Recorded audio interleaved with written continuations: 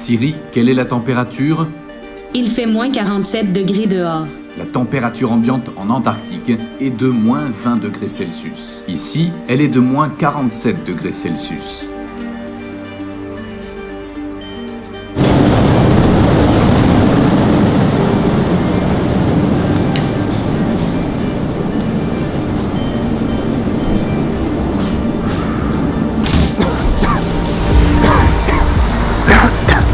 Nos poumons ne sont pas habitués à cela, voilà pourquoi nous toussons. Le temps ici est très froid et sec. Une large population composée d'environ 300 000 habitants vit ici.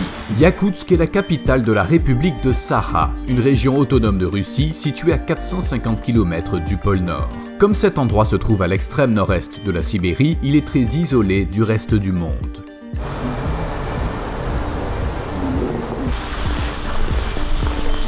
La température extérieure avoisine les moins 50 degrés et l'eau bouillante est à 100 degrés. Comme vous le voyez, elle se transforme instantanément en cristaux de glace. La température ambiante la plus basse jamais mesurée dans cette région est de moins 71,2 degrés Celsius. On croirait qu'elle appartient à une autre planète. Une banane laissée à l'extérieur peut se transformer en marteau en quelques minutes. Les gens ne peuvent pas porter de lunettes à monture métallique ici, car le métal pourrait coller à leur peau. Ainsi, s'ils voulaient enlever leurs lunettes, ils risqueraient de s'arracher de la chair. Voici un morceau de viande semblable à de la chair humaine. Mettons-le au contact du métal.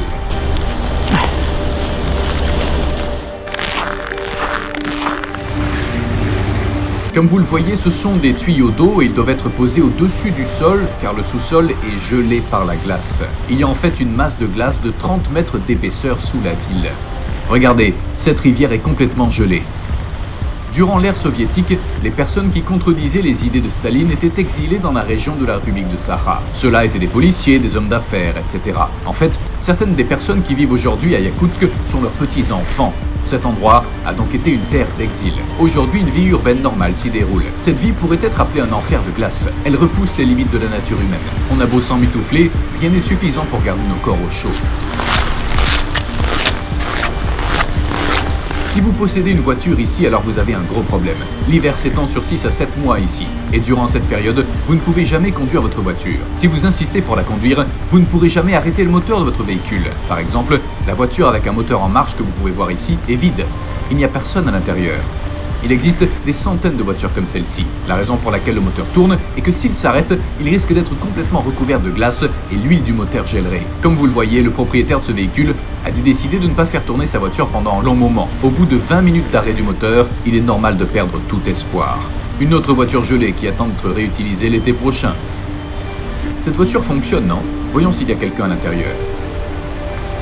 Évidemment, personne.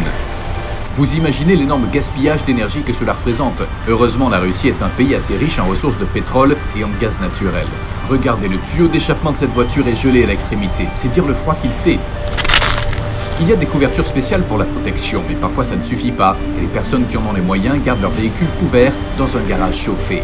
Étant donné que ces véhicules sont constamment en marche, il y a une couche constante de fumée d'échappement au-dessus de la ville. La portée de la visibilité est souvent inférieure à 60 mètres en raison du nuage de pollution. Les maisons ici ont une architecture complètement différente d'ailleurs. La raison pour laquelle les bâtiments sont construits sur des piliers est que le sol est couvert de glace et qu'il y a une possibilité de déplacement de la glace. Les vieilles maisons commencent à s'incliner après une dizaine d'années parce que la quantité de glace augmente ou diminue. C'est comme des broches et des aiguilles. La pire chose qui puisse arriver est d'avoir des engelures.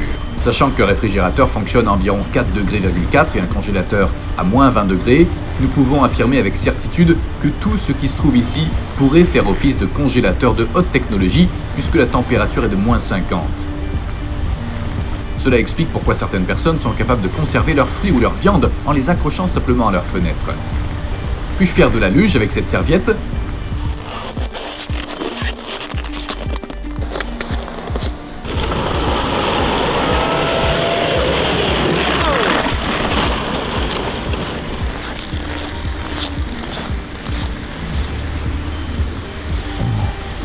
J'ai juste enlevé mes gants pendant 1 minute pour filmer et maintenant ça me fait terriblement mal. Mes cils sont aussi gelés, j'essaie de me débarrasser de la glace. Si vous restez dehors pendant plus de 15 minutes, vous risquez de rencontrer des problèmes tels que des brûlures de la peau et des difficultés à respirer.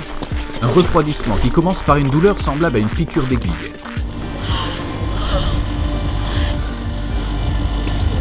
Les engelures, suivies d'une perte de sensation, peuvent ensuite entraîner la mort. Elle a enlevé ses gants pendant seulement 5 minutes pour me filmer et le bout de ses doigts est devenu instantanément blanc. Notre microphone émet une alerte rouge. Il ne fonctionne pas correctement. La caméra ne fonctionne pas comme elle le devrait non plus. Regardez, son bouchon d'objectif est gelé. Nos téléphones ne fonctionnent pas aussi bien que d'habitude non plus. Sa batterie était à environ 10% il y a quelques minutes, puis elle s'est soudainement éteinte alors qu'elle était en fait presque pleine. Ce que vous voyez derrière moi est un cimetière. L'épaisseur de la glace sous mes chaussures est d'environ 30 mètres, et cette masse de glace sous la ville ne fond jamais, même pas en été. Alors comment les gens enterrent-ils les morts? Ils rassemblent des morceaux de charbon et les brûlent pendant 2 à 3 jours. Une fois le charbon brûlé, les blocs de glace dégèlent et peuvent être facilement retirés à l'aide de pelles. Enfin, la zone peut être creusée à une profondeur de 1,80 m à 2,10 m. Le corps d'une personne décédée il y a 100 ou 200 ans peut être retrouvé très robuste, même aujourd'hui. 20% des réserves totales de diamants du monde se trouvent à Yakoutsk. En plus de cela, on trouve également ici tous les éléments du tableau périodique. Il existe de nombreux fossiles de mammouths et de dinosaures sous les territoires de Yakoutie. Dans ces zones où les mammouths erraient autrefois, leurs cadavres intacts apparaissent encore aujourd'hui lorsque la glace fond. Dans cette terre où les gens ne peuvent pas s'adonner à l'agriculture ni à l'élevage, ils se nourrissent de poissons. L'une des caractéristiques les plus importantes de ce marché est que les locaux exposent le poisson dans des étals publics plutôt que dans des réfrigérateurs, car l'extérieur est beaucoup plus froid que n'importe quel réfrigérateur. Un morceau de viande laissé à l'extérieur ne périmera pas avant des mois. On trouve aussi des lapins congelés ici. On en consomme beaucoup, y compris les canards. La viande de cheval est également très courante. Elle pèse environ 20 kg. Ils prennent ce poisson en entier, le placent dehors et le consomment pendant des jours. Celui-ci est aussi en vente, il ne périme jamais, bien entendu. Ses oreilles ne bougent pas du tout. Combien d'heures travaillez-vous ici?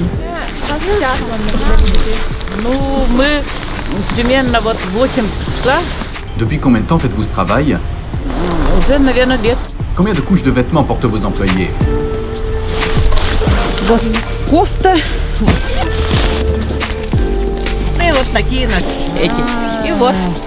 Ils se tiennent debout sur ces fourrures afin de ne pas sentir le froid qui arrive par les pieds depuis le sol. Les Yakoutiens, qui représentent la majorité de la population, sont d'origine turque. Et 38% de la population est d'origine russe.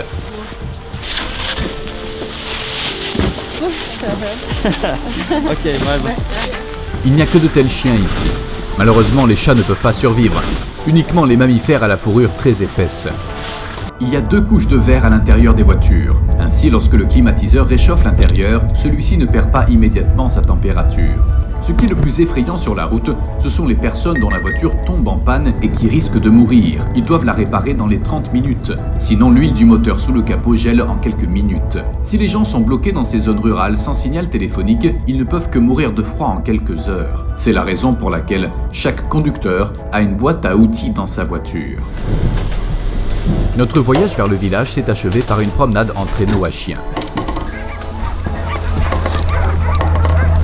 Pendant cette promenade, j'ai failli perdre une oreille, exposée au vent et au froid.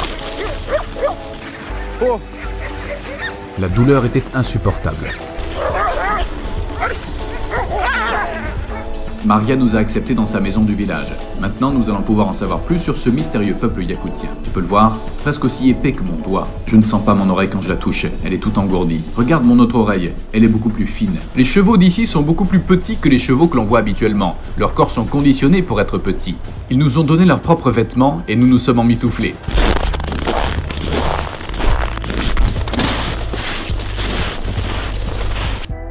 Vous pouvez dire en regardant ce bateau gelé que l'endroit où nous marchons est un lac. Nous essayons de le briser à un angle de 90 degrés. Nous venons de percer un trou de 50 à 63 cm de diamètre ici. Les vaches vont venir et satisfaire leurs besoins dans l'eau. Nous sommes constamment en train de retirer la glace cassée. Combien de temps faut-il pour que cette eau soit à nouveau complètement gelée? Les vaches de ce village sont toujours gardées dans les étables en hiver.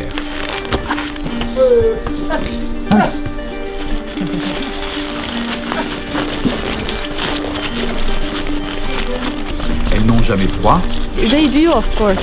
That's why they don't drink much time outside. C'est quoi exactement? Your ear got frostbitten. If like it lasted longer, it would be very dangerous. On devrait la couper, non? If they cannot save it, they can cut it because the cells are dead. For your ear, it's a traditional Yakut medicine. This is a fat of bear. D'ours? Yeah, my father took it from hunters. Oh. Yes, this will help frostbitten and also if you burn it. Si vous le regardez de l'arrière, vous verrez plus clairement. Elle est sérieusement enflée. On appelle ça des gelures. J'aurais probablement risqué mon oreille entière si j'avais été dans le froid pendant plus de 15 minutes. La nature ne plaisante pas ici. Quelle est la température la plus froide que tu aies jamais vue? The coldest temperature is negative 71 Celsius. Qu'est-ce qui est considéré froid pour vous? If I have good clothes, if I have enough clothes, before negative 40 it's not like real winter temperature for me. Negative 41, negative 48, it's like fine.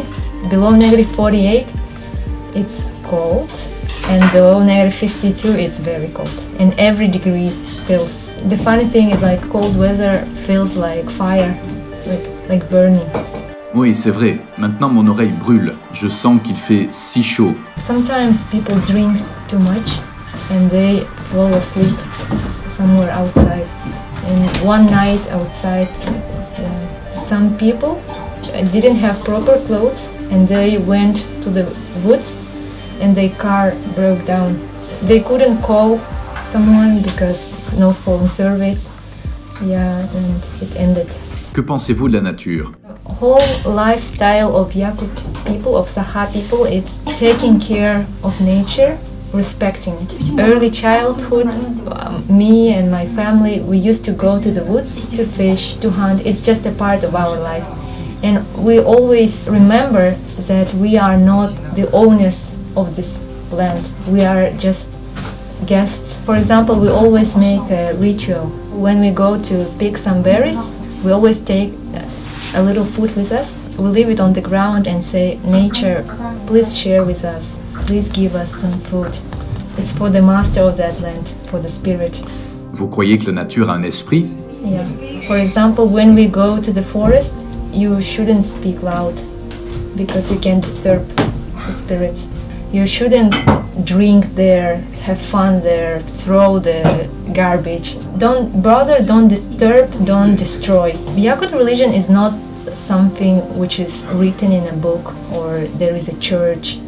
Like there is one center of our religion, but it's not something that like in other religions that we do every day we should pray. We don't do something like that. But it's in our mind, it's in our lifestyle, and it's all related to nature. Pour ce que vous avez, vous remerciez la nature au lieu de Dieu? The gods are nature. Yeah. Our gods are like part of the nature. Maintenant, je comprends mieux. Pourquoi ne pas migrer vers le sud, là où il fait plus chaud? Parce que vivre dans ces températures est une torture. It's a torture for you, but not for us. The first reason is my family. Like, my family is here, and for me, the best is to be close to my parents, to my brothers. And secondly, I like the nature here. It's very pure. Like the ecology is very pure, and it's for me and for my future children.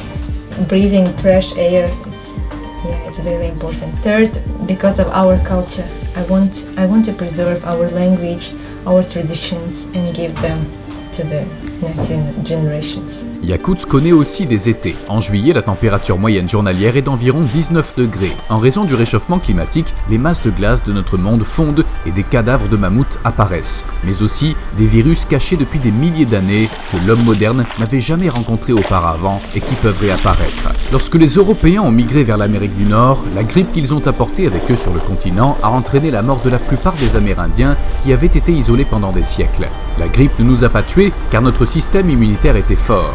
De même, d'anciennes maladies contre lesquelles nous ne sommes pas immunisés peuvent être mises en évidence avec la fonte des glaces dans ces régions et l'humanité pourrait être confrontée à ces conséquences dévastatrices. Je visite des endroits uniques qui ne sont pas connus de tous et réalise des documentaires sur ces endroits avec une approche globale. La prochaine vidéo sur cette chaîne sera également réalisée à Yakutsk. Je me suis livré à 8 expériences sur la glace à moins 55 degrés Celsius. Des œufs et des nouilles gelées, des vêtements mouillés et du bowling avec des ballons d'eau. Si vous ne voulez pas manquer cette vidéo ni nos futures vidéos vidéo, abonnez-vous. Si vous souhaitez nous soutenir, moi et mon équipe, dans nos frais de voyage, j'ai activé le bouton de participation sur ma chaîne YouTube.